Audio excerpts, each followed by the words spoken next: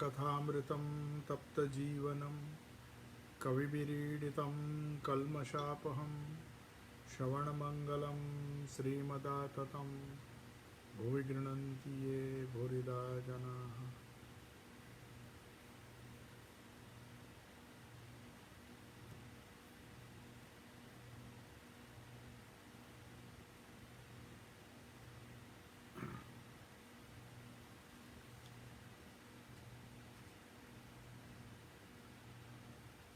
So we were discussing the conversation which took place on 11th March 1885, and some songs were being sung. Sri Ramakrishna is asking, Sri Ramakrishna is asking the singer to sing the song which was composed by Girish Chandra Ghosh, and after the song was sung, Sri Ramakrishna is telling Girish, "Oh, what a beautiful song. Did you compose all these songs?" Then a devotee, Girish is keeping quiet, but a devotee who was sitting nearby said, "Yes, this song were all composed for Chaitanya Leela, Lord Chaitanya's divine play." Then Sri Ramakrishna is telling Girish, "This song describes it so well," to the singer. Now he is addressing the singer and asking him to sing a song about Nitai.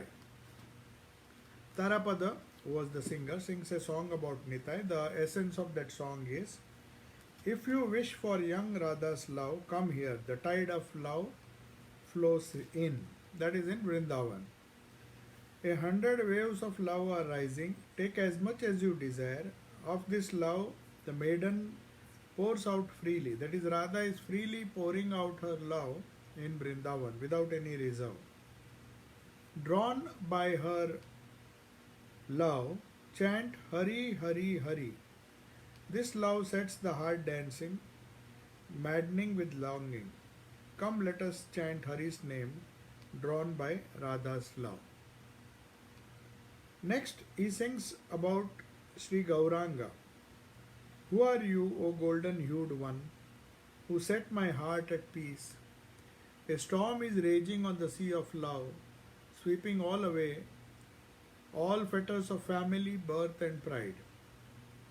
Becoming a coward boy, you tended the cows in Vraja, stealing the hearts of the gopis with the sweet flute in your hand. Lifting Mount Govardhan, you saved Vrindavan, and your serene face was flooded with tears. As you humbled yourself holding the wounded gopi's feet, drown, O mind, in the thought of Gaur." Gaur is Gauranga. Everyone tries to persuade M to sing. Now M was listening to all these songs. Tarapada was singing, Girish Chandra Ghosh was the composer, and Sri Ramakrishna is also has joined the singing and maybe is clapping his hands. But M was sitting very quiet. He was a reserved type of person and he did not believe in singing and dancing and doing kirtan. So Girish smiles and tells Thakur, "Sir, there is no way to make M sing. It is so difficult. All are singing. Why is M keeping quiet?" Sri Ramakrishna gets a bit irritated and tells he can bare his teeth at school but feels shy to sing a song here. That means, as a master, naturally he has to speak a lot in the school. If he is not shy to speak there, then why is he so shy to sing here? So Sri Ramakrishna also is trying to remove that shyness from from M Master Mashay. M is ashamed but sits silently. Even after Thakur telling him, he is not in a position to sing. Now Sri Ramakrishna gets irritated and M is ashamed and sits silently. Suren Mitra is seated at some distance, glancing lovingly at him, pointing at Girish Ghosh. Sri Ramakrishna says happily, "What are you compared to him, Girish?" I mean, Sri Ramakrishna used to praise Girish in front of others. He used to praise his wonderful devotion, his wonderful faith, and that surprised a lot of people because people knew Girish Ghosh as a talented playwright who created the Star Theatre. They respected him for that, but at the same time they knew about his character, which was not so. He was a very happy-go-lucky type of bohemian and used to drink a lot. So, Sri Ramakrishna praising such a person surprised quite a few, because Sri Ramakrishna could see the inside of a person, not the external. So, he is trying to tell Girish, not Girish, tell Suresh in front of Girish that what are you compared to Girish, compared to him, that is pointing to Girish.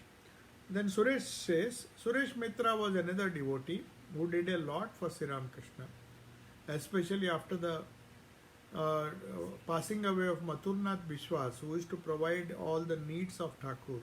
It was Suresh Mitra who used to give a part of his salary towards the expenses of Thakur. And later on, when Sri Ramakrishna took Mahasamadhi, the expenses of Holy Mother and also the direct disciples who were living in the monastery were borne by Suresh Mitra as long as he could. Then unfortunately he passed away when Swamiji was wandering, and Swamiji got a big shock because he knew now it will be very difficult to run the monastery without funds. So Suresh Mitra was a great devotee, and he was a well-to-do devotee as well. And he took the responsibility of providing for Sri Ramakrishna's expenses after the passing away of Mathurnath Vishwas, who was the main person right from Sri Ramakrishna's arrival at Dakshineshwar. Mathurnath Vishwas used to support him and provide for all his expenses, tour to Banaras and all the other places. But now, since he has passed away, Suresh Mitra has assumed that responsibility. Now, Suresh, but jokingly says, when Thakur praised Girish Ghosh in front of Suresh Mitra, he says, yes, sir, he is like my elder brother, and all laugh. Because elder brother means he is one who knows everything because of his seniority, even if he is less qualified. But Girish understood that perhaps Suresh Mitra is taunting him. Suresh Mitra had a nice job. Girish Ghosh was not literate in that sense, but he was a great dramatist. Girish to Thakur, well, sir, I didn't study anything in my childhood. He rarely went to school. Still, people call me learned. They called him learned because of his exceptional talent of writing plays and dramas. Then Sri Ramakrishna is saying, Mahima Chakravarti has read and learned so many scriptures. He is a good receptacle. What do you think? Now Mahima was sitting there and he was a great scholar. So just to take Girish Ghosh's opinion about learning, formal academic learning, he's saying, Mahima is a great scholar. What do you think of him? M just says, M is, right from beginning, M was a very neutral person. He used to simply nod his head when Thakur, he just recorded whatever Thakur spoke. He never questioned, nor did he. Even if he asked questions, it was for the purpose of learning. He never argued with Thakur. Because after a few arguments during the initial meetings, he stopped arguing he started believing Sri Ramakrishna 100%. Now, he says, yes, sir. Sri Ramakrishna is saying, Mahima Charan is an educated person. He'll say, yes, sir, without even contradicting. But Girish was not like that. So he says, what? Studying. I have seen enough of studying. I am not going to be misled by it anymore. I am not going to be misled by the fact that people who are academically very strong or who have studied a lot of scriptures are also spiritual. There's no connection between that. That's why Girish says, I am not going to be misled by that. The more qualified a person, the more spiritual he is. That is wrong. Because Girish Ghosh himself believed that education was not necessary. Otherwise, Sri Ramakrishna had gone to school. Sri Ramakrishna then laughs and says, do you know the attitude here? Here means his own attitude. Books, scriptures and the like only show the way to realize God. When you know the way, the means, what need is there for books and scriptures? One has only to act. He says, as long as you don't know the goal, as long as you don't know the method, books are okay. They show you the way to God. But once you know the way, once you have confirmed, then what is the need to read more books? You have to just follow. You have to act according to the injunctions of the book. So the book has a limited value, or academic learning of scriptures has a limited value. To the extent it keeps your mind on a very high plane, it is okay. But it won't help beyond that. It can't, unless one practices, one cannot attain any kind of realization. Then Sri Ramakrishna gives his wonderful example. He says a person received a letter asking him to send a few things to his relatives. It listed what articles were to be sent. When he went to buy them, he could not find the letter. He was very confused and began to look for it. For a long time, people helped him search, and at last the letter was found. There was no end to his happiness.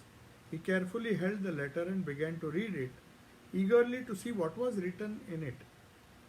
It said, send 5 shares of sandesh, a dhoti and what not.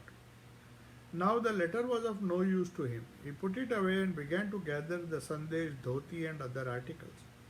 For how long was the letter needed? As long as he did not know about the sandesh, dhoti and so forth. When he knew what it contained, he followed its instructions. In the scriptures, now the idea behind this story or parable of Thakur is, we have to read the scriptures if we feel that really we don't know the way. But once we believe in the scriptures or believe in the Guru and he gives us or shows us the way, the scriptures show us the way, then it is only the question of practice. You don't have to ask other people, go on asking people if there is any other way. Once you have found the way, once you believe in the scripture, once you believe in the Guru and the words of the Guru, then you just have to practice. So that is what is meant by the letter story or parable.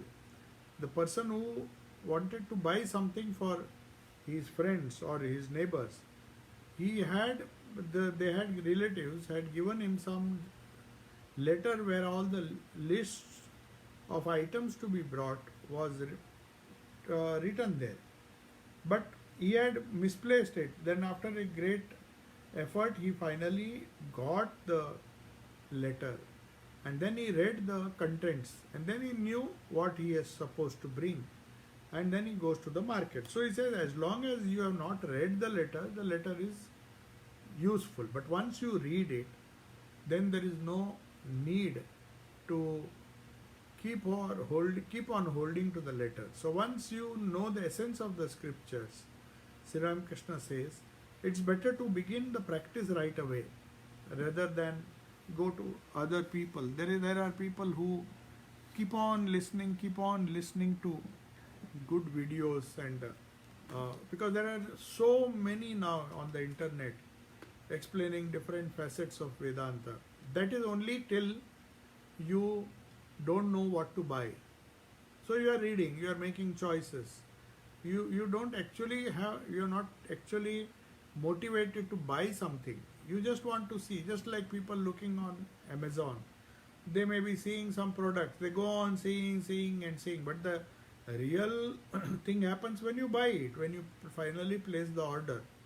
So listening to scriptures, listening to different talks, they may help us to, or they may motivate us to buy things one day. It is like motivating a person who is browsing through all the different products available to buy one particular thing once he has chosen it. So that is why we choose the Guru, we choose the mantra, and then the task is not to go here and there, but try to meditate on the instructions of the Guru or the Shastras. So till then, the Shastras are required. After that, you don't need the Shastras. You have to take the essence and practice it. That's what Sri Ramakrishna says. As long as he did not know about Sandesh, Dhoti and so forth, he was searching here and there frantically.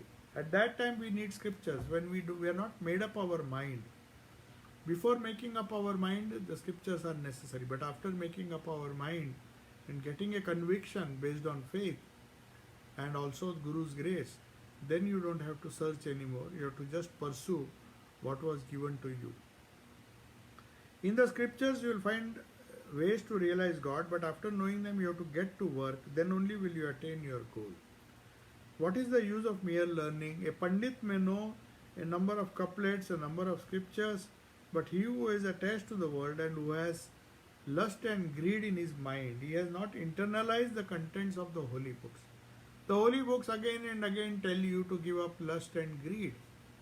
If that worldliness is not given up, Sri Ramakrishna says, no amount of reading or listening will do any change, will cause any change in your personality. Because these things are contaminated by lust and greed. So, he cannot internalize the thoughts, the wonderful thoughts. The moment we find difficult to internalize or have faith in certain Vakyas or Mahavakyas in Jnana Yoga or just plain mantra in Bhakti Yoga, if we don't have it, then there is no end. You can read and read and read books and be superficially informed about the different yogas. But the real yoga begins only when you start practicing. That is what Sri Ramakrishna is saying. You don't bother about that later anymore. When the things are known, you just go to the market and buy it. Then he says, a Pandit may know many couplets, many scriptures, but he who is attached to the world, who has love for lust and greed in his mind, cannot get any benefit, has not internalized the contents of the holy books. His study has been in vain. The almanac says that it will rain 20 inches, but squeeze the almanac and not a drop will come out, not a single drop.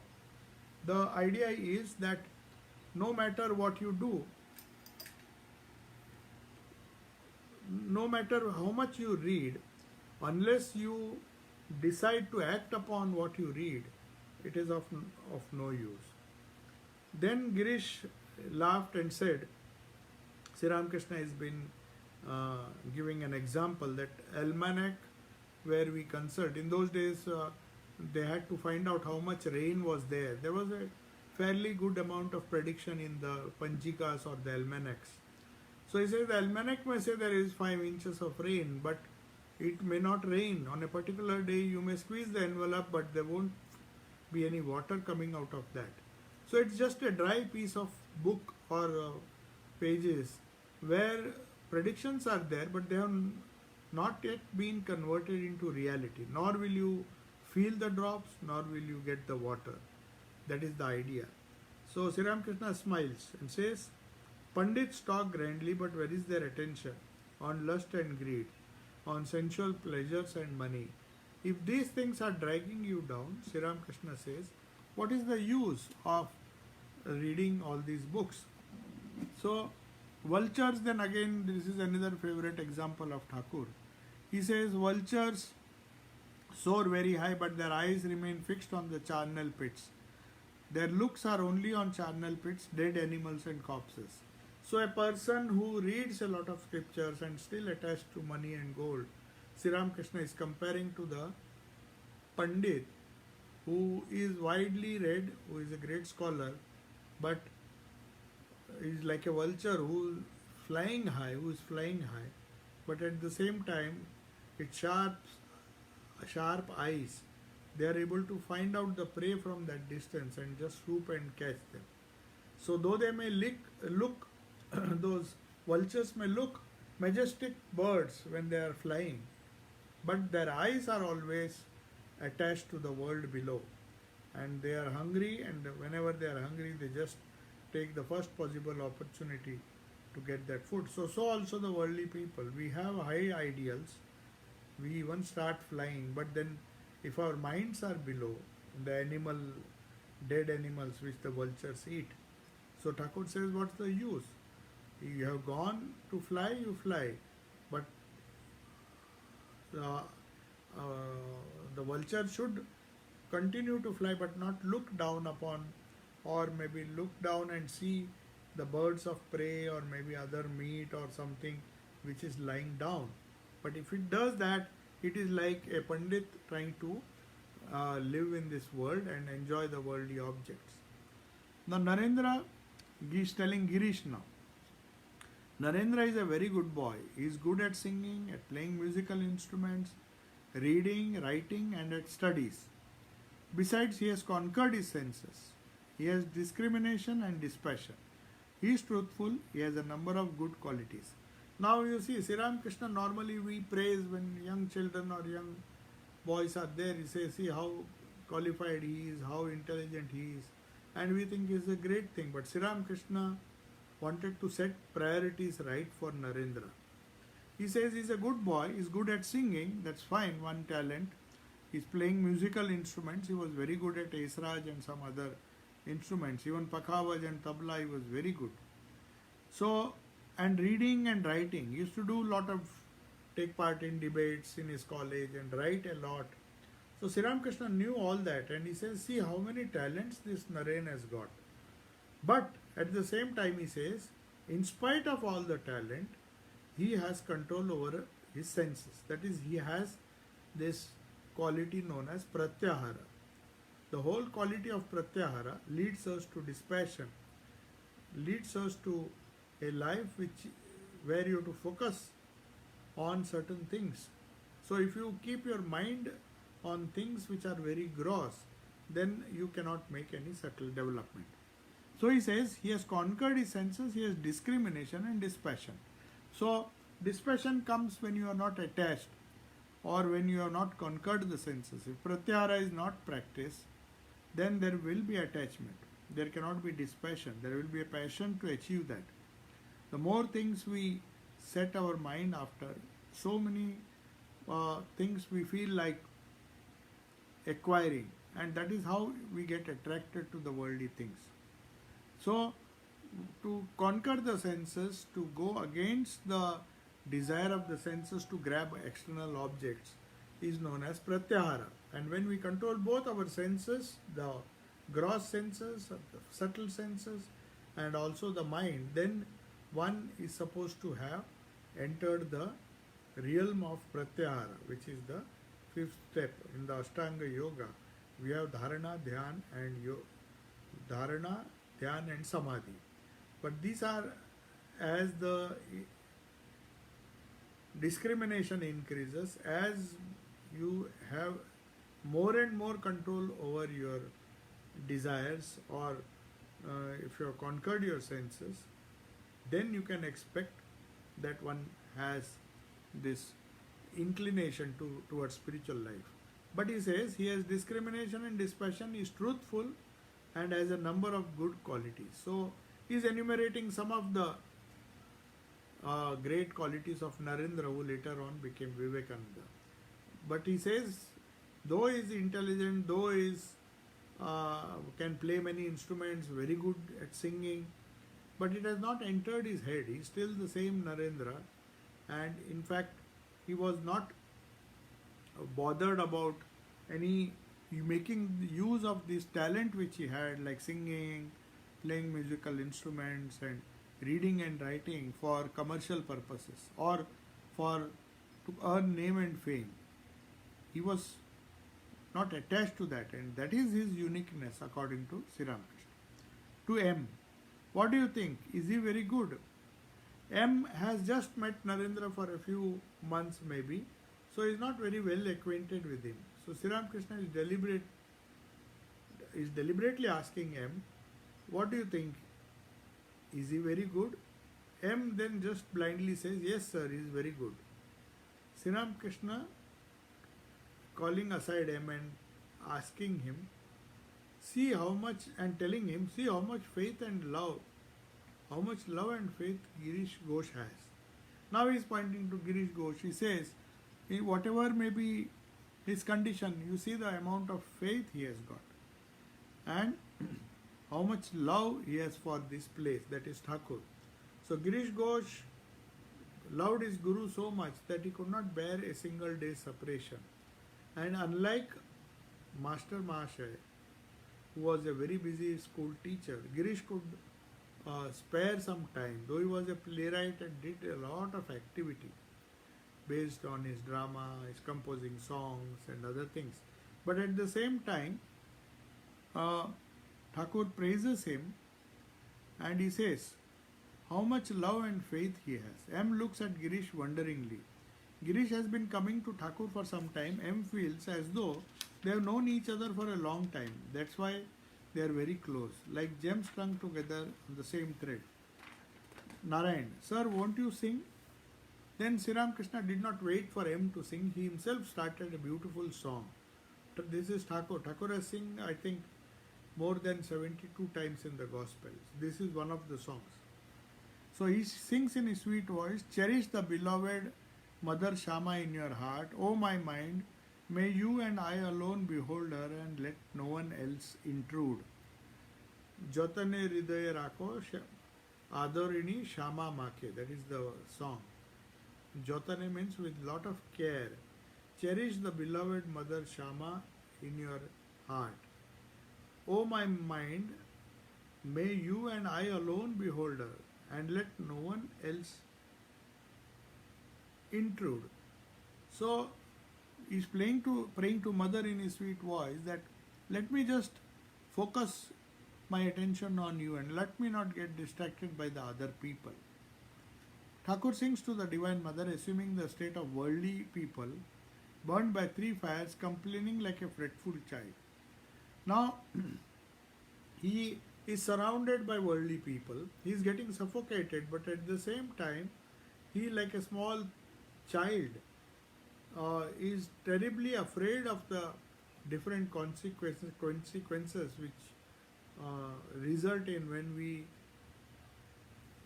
indulge in worldly things. When we indulge in gross things, we have the fear of losing it. We have the fear of not getting value even if we want to sell it, or maybe if we want to exchange it for something else. So there are so many possessions which do not allow us to remember Mother. That's why he says, may you and I alone behold my Mother and let no one. If somebody else comes and asks about Mother when one is meditating, then he's likely to get distracted. Though the purpose is not bad, nobody wants to drag you to the world.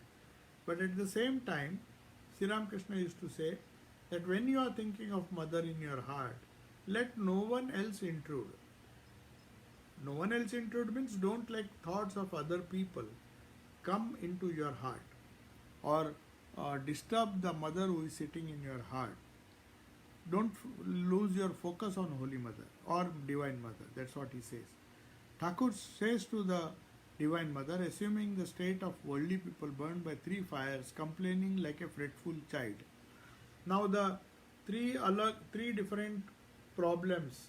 One is because of natural resources, natural destructions like COVID and other diseases which come.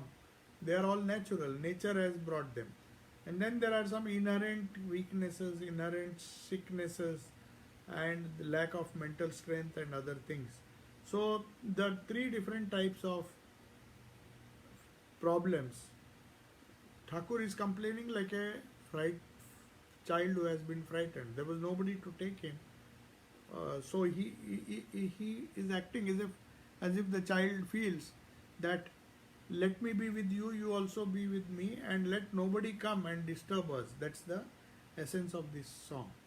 Then he continues, O Mother, ever blissful as you are, deprive me not of bliss. My mind knows nothing but your lotus feet. The king of death berates me. Tell me, Mother, what should I say to him? My one desire is to cross the sea of the world. Now, he says, Mother, you are full of bliss. Sadananda Mayi Kali. You are full of bliss. Nirananda Corona. Don't make me deprived of that bliss. If you are of the nature of bliss, you are sitting in my heart, then how can I possibly have sorrow? My sorrow should go by the very fact that you are full of bliss and you are being invoked by me to sit in the heart and then share that bliss with me. So, the very fact that you are sitting, why do I suffer so much? Why do there is no Nirananda, no Ananda? Sadananda Mai Kali, Nirananda. You are Sadananda. Sadananda means one who is eternally happy. And if you are of that nature, of eternal bliss, then why do you make me sorrowful? That is Nirananda. You are making me joyless. That's what he says. So the king of death berates me. Tell me, mother, what should I say? The king of death has almost come. So the poet is singing now, and he says that the king of death, when he comes, what shall I say to him? Shall I say that you please wait so that I can finish my sadhana and come? If I have not done the right thing, you please tell me, mother, what should I say to him? But my one desire is to cross the sea of this world with your name Bhavani on my lips. Bhavani is the name of Divine Mother. He says, I have only one desire. Now you tell me what I should do. I have to cross this ocean of existence. I don't want to bear all the sufferings which this. So the idea of mukti or moksha to some extent is there in this devotional song. He says, I did not even dream, O mother, that you would drown me in this shoreless sea. I swim night and day taking Durga's name, yet in my sorrow there is no end. If I die this time, O beloved of Shiva, Durga, nobody will ever repeat your name. Now this is the beautiful way how a bhakta approaches the deity. It is said that the famous singer Tukaram's Gatha, compilation of all his Marathi songs, it begins with a complaint, sort of a bhajans, lot of abhangas or devotional songs which start with a kind of petition or complaint. The devotee or the sadhaka first begins complaining to the mother, to the Ishta who is seated in the heart, telling him that why am I having so many problems?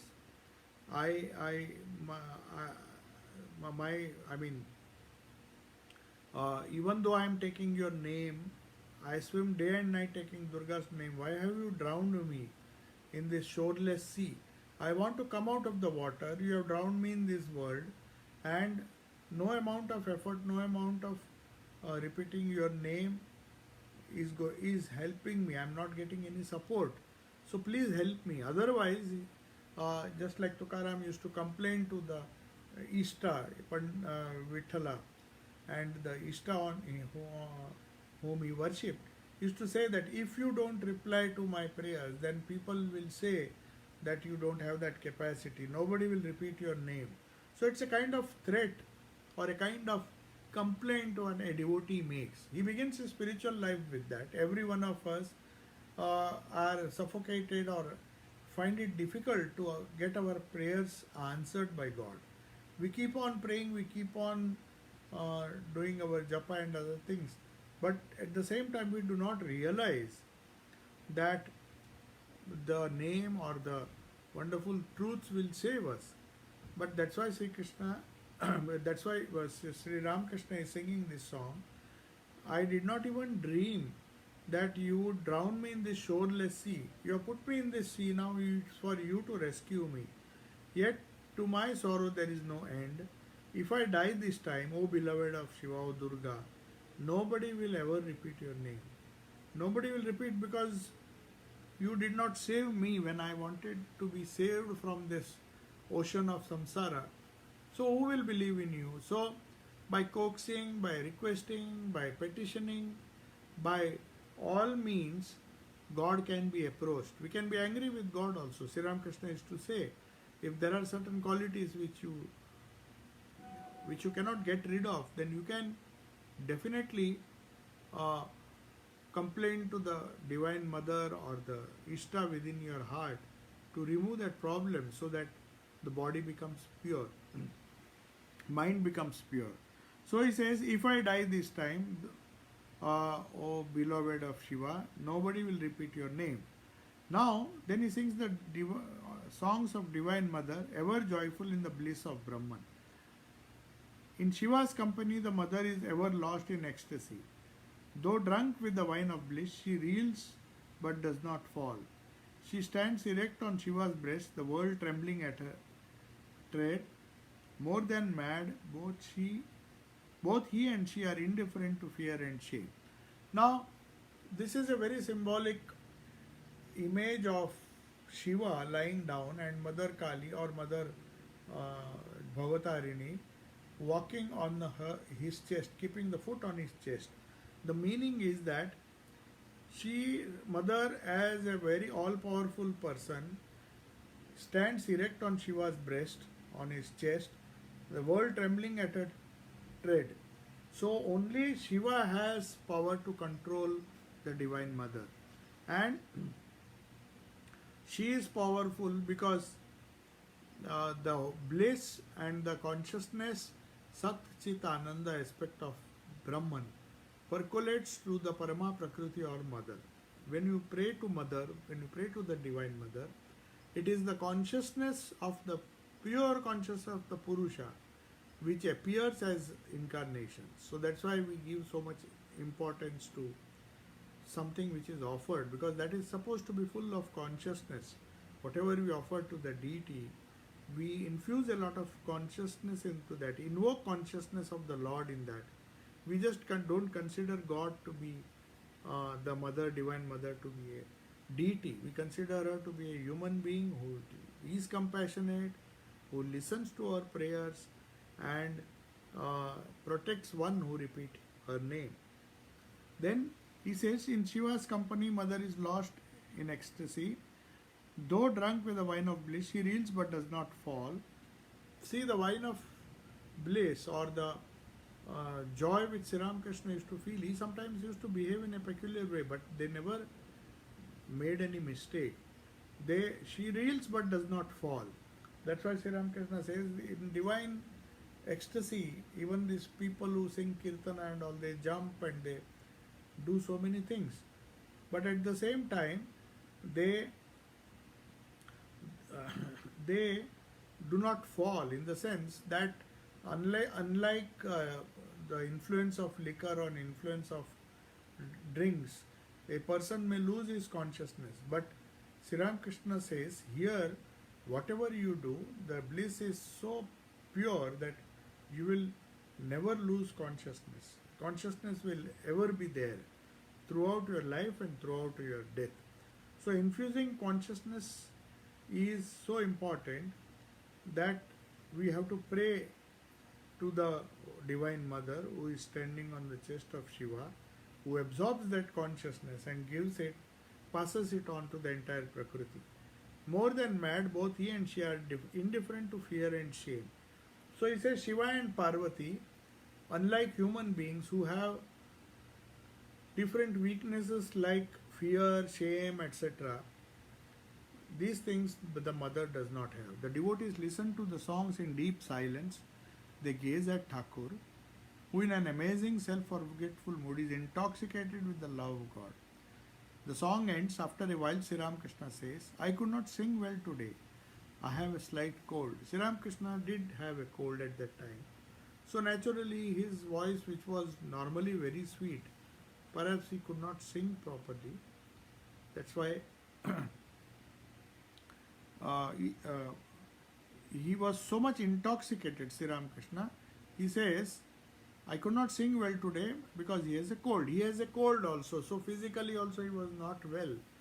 But at the same time, the devotees are deeply absorbed in the wonderful singing of Thakur, because he is singing with his whole heart and soul about the songs on Divine Mother, many of which he sang in this gospel. We'll see most of the songs, many songs were sung by other people, but here we'll find him singing, now and then singing songs, or if somebody else is singing, he would suddenly join in between. Now, evening has slowly set in, as if the blue shadows of infinity have fallen on the ocean's breast. Now, this is Sri Ramakrishna's, the meeting is almost coming to an end, it is evening, and M is trying to describe the mood. Now, this mood, there is a beautiful description. We'll conclude with that, because after that a new topic begins. So, what happens when the evening approaches in Dakshineshwar? Evening has slowly set in, as if the blue shadows of the infinity have fallen on the ocean's breast. whether in deep forest or on the peak of the mountain, reaching into the sky, at the bank of the river, with its water trembling at the touch of wind, or in a vast plain meeting that ends the ends of the earth, the insignificant human beings easily feels a change of mood. So though a human being is very insignificant compared to the vast Prakriti, but these wonderful scenes like dusk, like sunshine, sunset, sunrise, these are the wonderful glimpses of Prakriti we normally see. And if a spiritually sensitive person sees it, he will get a lot of benefit, as M is doing here. And he's trying to see the divine consciousness behind even this Prakriti. He says, the sun was illuminating the universe. Where has it gone? Suddenly it has disappeared. Wonders a child. A child wonders. Everything was bright and shining. Now the sun has set. Where has the sun gone? So naturally the child wants to know, or even a person who is very innocent wants to know, where has the sun gone? It was illuminating everything, now it has become dark. So that's how Prakriti plays. Who has done this? How amazing. Birds are sheltered in the branches of trees are chirping. Men who are spiritually awake are repeating the name of the supreme poet, the primal being, the cause of all the causes. But a wise person uses these wonderful turning points or sandhi points when dusk changes into night, when night changes into morning, that is dawn, and in the mid-afternoon they say there is this sandhi, this junction where day becomes night or night becomes day in the morning. So he says when that happens, who is doing all this thing with so much precision? And the people who are spiritually awake, in the midst of seeing all this beauty and grandeur, they call him, they say he is the supreme poet, the primal being, the cause of all causes. He is the cause of our causal body also, because the spirit, after it leaves the physical body, continues to live in the spirit body and has its own plane of existence. So that's why he says the spiritually awake are now repeating the name of the Supreme. If those who are spiritually awakened repeat this, then even others around them will get the benefit. Evening has come as they talk. The devotees remain seated while Sri Ramakrishna chants the divine and sweet names of God. Everybody listens to him attentively. They have never heard such sweet chanting, as though a shower of nectar. They have never heard or seen a child crying to his mother so lovingly. They had seen children, but in this beautiful scene which M describes, Sri Ramakrishna was so much attached, or he had so much faith and had a vision of the Divine Mother always. So he says, spiritually awake people, they are never lost, they never lose sight of their Ishta, they never lose sight of the supreme consciousness, because the moment they do, they are as good as dead. So they have to be connected with the supreme poet, the primal being, who is the cause of all the causes. Now, they have never heard such sweet chanting as through a shower of nectar. They have never seen a child calling his mother so lovingly. Mother, what need is there now to gaze at the sky or the hills or the ocean, spacious, open spaces or the forest? So there is a stage in one's life when one appreciates these wonderful things of the Prakriti. No doubt there is a lot of glory. But if we try to see the bright light of consciousness behind, then M says, when the evening approaches, you will find such beautiful, plaintively Sri Ramakrishna is crying for his mother, like no child on this earth cries for its mother. He has so much love and anxiety to be a partner of that wonderful love of the Divine Mother. So he says, Mother, Mother, what is this? M says, now when you see such wonderful scenes, when you see somebody who is attracted to the Purusha, then we lose the taste for Prakriti. Prakriti may be very good. We may like to go on walks, we may like to go on, see the beautiful sun, forest, mountains, clouds, and all those things. But they have never tasted the wonderful voice and the wonderful inspiration or the structure of Sri Ramakrishna, the beautiful visualization of Sri Ramakrishna, which brings about those glorious ideas of discrimination, devotion, faith, and other things. And M is repeating what he heard a few days ago. He says, am I seeing with my eyes here in this very room the udders of the cow? The udders of the cow was referred to by Sri Ramakrishna while explaining the Avtara. He gives a wonderful example saying that when the Avtara comes, he compared it to a cow. When you want to milk the cow, you milk the udder. Though the same blood or the milk which is there, it flows out through the udder, though God is present everywhere in the body, everywhere, but it has a special presence at the udder. The milk has a special presence in the udder of the cow.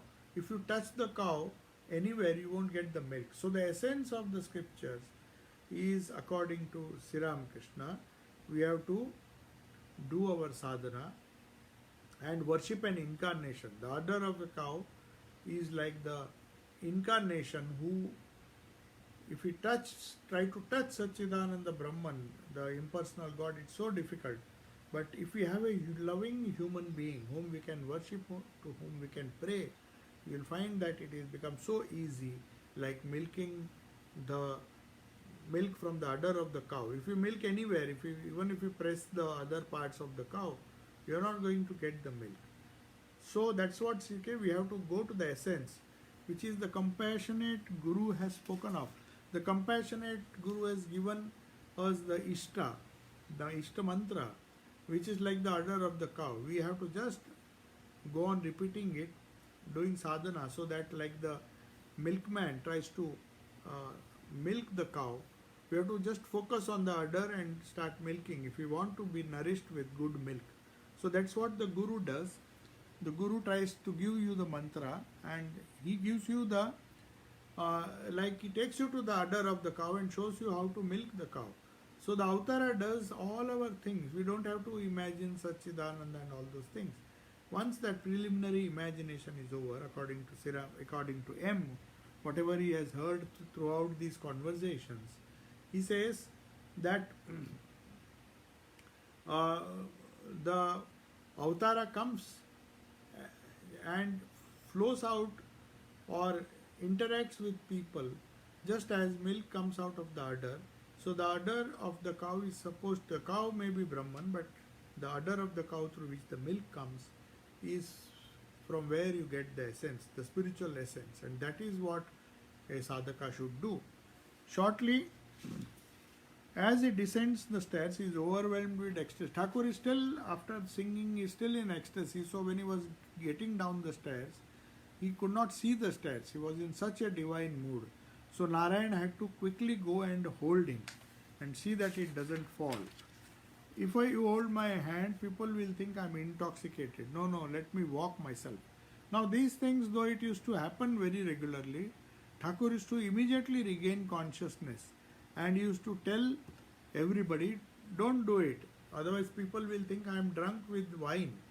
Because in those days when people were drunk, they needed somebody to hold them and make them move. Thakur says, you don't hold me, no doubt you saved me from falling, but after that I can walk on my own. If you keep supporting me, people will think I am drunk. So I will walk by myself. Then they cross a three-way junction of Bospada Lane. Girish house is only a distance from here. Why is Sri Ramakrishna walking so fast? The devotees are falling behind. Who knows what divine emotion has taken possession of him? Is he walking like a madman, thinking of the being whom the Vedas say is beyond mind and speech? Only a short time ago he said in Balram's house that the Supreme Being is not beyond mind and speech. That he has realized by the pure mind, the pure intellect and the pure soul. Perhaps at this moment he is withholding your spiritual being. beholding that supreme being. Is he saying whatever is it is you? This refers to the famous song तुझसे हमने दिल को लगाया जो कुछ है सो तू ही है. You are all. Wherever I put my wherever I see certain things, wherever I pay my attention, I see only you, the divine light shining through everything I see around me. So that is the essence of that song. जो कुछ है सो तू ही है. Wherever, because I put my entire heart on you. I have loved my Ishta with all my heart. So just like Radha, when she loved Krishna, she could see Krishna everywhere. She could see him in the Yamuna, because Sri Krishna had left Vrindavan, but the very thought of Krishna would materialize Sri Krishna in front of her, because she was possessed by the wonderful love and ecstasy of devotion to Krishna. So here also Sri Ram Krishna is full of devotion to Mother, and he does not know, and Master Mahashay does not know where he is placing his step, what is he doing, why is he walking so fast. So many divine emotions were playing in the body of Sri Ram Krishna that M was unable to even understand what is going on, what type of ecstasy Sri Ram Krishna is feeling. That is why just then Narendra is seen coming. Now so far Narendra was not there, but seeing Narendra, Thakur is silent. People say this is God consciousness. Did Chaitanya Deva experience the same state? Who can understand such divine fervor? Thakur has now arrived at the street from where one enters Girish's house. The devotees are with him. He talks to Narendra. Are you keeping well, my child? I couldn't speak to you then. His every word is marked with tenderness. He has not yet reached the front floor. He suddenly stops. Now, when Narendra comes, the Sri Ram Krishna was in ecstasy, as it were, tries to see the impersonal aspect of Brahman, and he says, tries to experience that God consciousness, which Narendra also was slowly imbibing, and he was also getting imbued with this divine consciousness. That's why Sri Ram Krishna once said that I am attached to you because I can see the God consciousness in you. So whatever manifests that God consciousness, that divine consciousness, Sri Ram Krishna used to worship or praise that person. So he is praising Narendra, saying, where were you so far? It's good that you have come. And he becomes, he speaks with so much of tenderness, like a mother would address the child, as if a long missing child has come. So the individual soul and the world, was he seeing all this in ecstasy? Only he knows what he saw in that speechless state. He spoke a word or two, a phrase from the Vedas, as if a word from God, or as if he has gone to the infinite seashore, standing there speechless, hears a few echoes of the Anahata rising from never-ending waves. Anahata is a dhvani. It is the light of divine consciousness when it is perceived in the heart. This unending bliss and the unending waves of divine consciousness flow out of the heart, and that appears like a sound. Anahata, ahata means when you beat one object with another, whether you ring a bell, when two objects come together, there is a sound. But anahata is a sound which does not require friction or bringing of two objects together. Even if nothing is there, the sound spontaneously comes from the Shabda Brahman, the Brahman who has become the Shabda, and it flows out to that person of that body.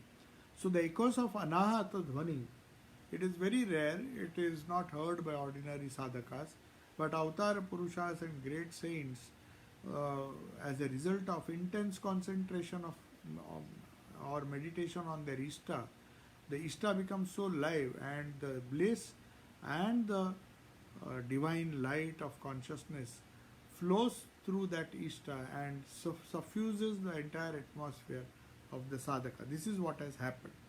Now we come to next chapter in our next class. So I conclude here. If there are some questions, we can have a few questions.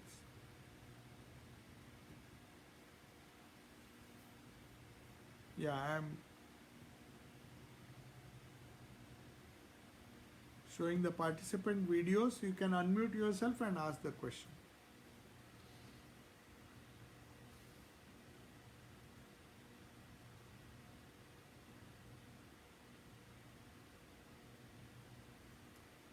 Is there any question, or shall I take your leave now?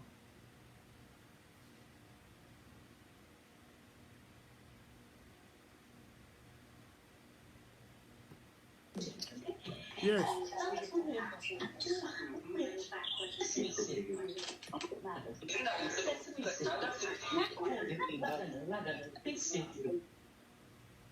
If there is a question, you can unmute and ask. Yes.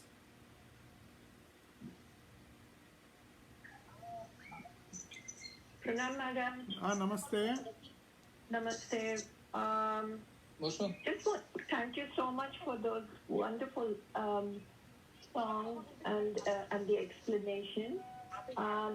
Just quickly wanted to find out, why is M feeling so shy? You know, what's holding him back? Modern education. Okay. Modern education makes you a gentleman, so you lose all your guilelessness and the childlike spontaneity. You know, that's the one of the harmful influences of academic education, especially that which was nurtured in the West. You know, in the craze to teach manners and all those things, the wonderful creativity and a childlike freedom of the child is stifled in his school days itself. We try to teach him, try to make him a good mannered boy or girl. Those things are very necessary, but not at the cost of creativity. The creative and the spontaneous nature. Then you see, people don't speak out their mind. Thakur was never like that. Though he was grown up, he was like a child. That childlike simplicity, the childlike guilelessness, if it is not there, one can hardly gather spirituality. For spirituality to flower, for the divinity to come out of the heart should be simple and guileless. That's what Sri Ramakrishna said. Even Jesus said, unless you become like a child, you cannot enter the kingdom of heaven. So this is not childishness. The maturity is there, spiritual maturity is there, but one is not artificially serious or something like that. Now M was like that. He was trained in the Western education, Western system of education, and he was always told that you should not laugh, and you know, in some societies it is even one is not permitted to laugh and express one's joy even if he is feeling something. So we don't try to be spontaneous in whatever we do. The more spontaneous we are, the more creative we become, and the more spiritual sensitivity dawns in us. So the only reason I can find is, I can judge is that because of his overwhelming influence of the academic education he had, so he had this problem. But Maharaj, Yes. Thakur could look into... Thakur could? 1 minute. No, please unmute yourself. Yes, please say. Now you can ask. Can you hear me? Yeah, now I can hear you. Now I can hear you. So, okay. But Thakur could look into M's heart and if that M really felt that all the spontaneous activities were sort of childlike or not serious. I mean, he didn't disdain these things, but he was absolutely always in reverence and... Yeah, he loved it, but his nature he could not change because of force of habit. That's why Swamiji says, if you have been taught for 70 years, he was almost not 70, he would have been 50 years at those days. A 50-year-old man, if you suddenly ask him, give up your seriousness He has been serious all his life. Now, how can he jump for joy? It's so difficult to revert back to your childhood state, you know, to become as simple as a child, because the world is always telling us do this, do this, don't laugh, you should not show your express your thoughts, you should not speak out your mind. So we are so much afraid of society, we are afraid of people because there are many things to hide, you know, we have many things to hide. A child doesn't have anything to hide, so he is open. But M had so many problems.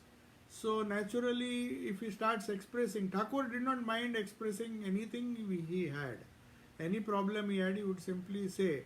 He would not bother, he had no sense of pride or ego. So he didn't bother what will people think, will they think I am a fool, or will they think, such pretensions were not there. So he was able, but M, though he learnt many lessons, how to become childlike, he saw Thakur himself was childlike, but at the same time, his habits die hard, you know, habits die hard. So the habits which were responsible for his nature, he found it difficult to give it up.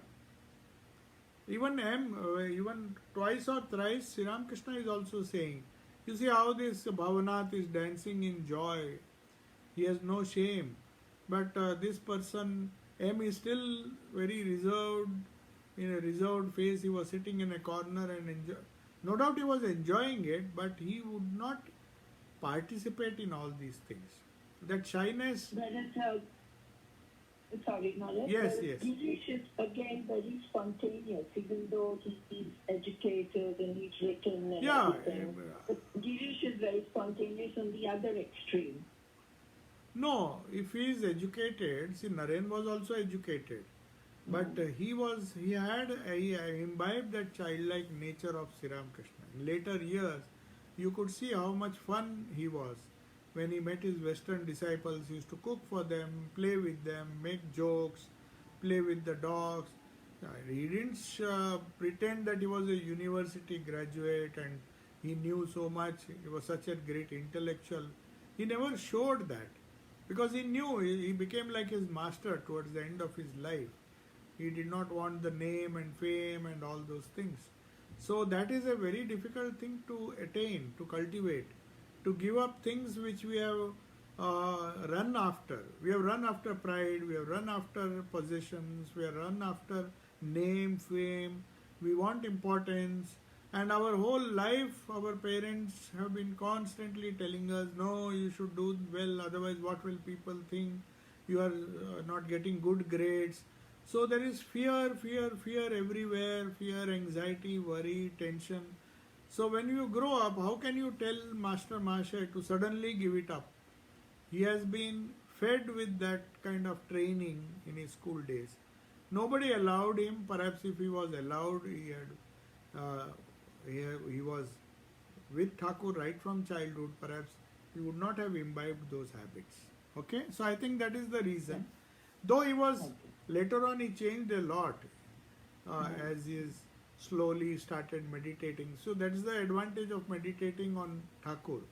Slowly we will get those qualities ourselves, if we don't have them already. The beauty of Thakur is he could see through everybody. He could see, but he could not do anything to change it, you know. He did not want to change, in the sense, these are not so significant. If there is spiritual development, if somebody is laughing more or somebody is laughing less, doesn't matter. Even our monks, senior monks, we could find some Swamis were very serious, like Swami Gambiranandji and all. But Bhutishanji was so joyful, and it depends on the nature. It's all a question of nature.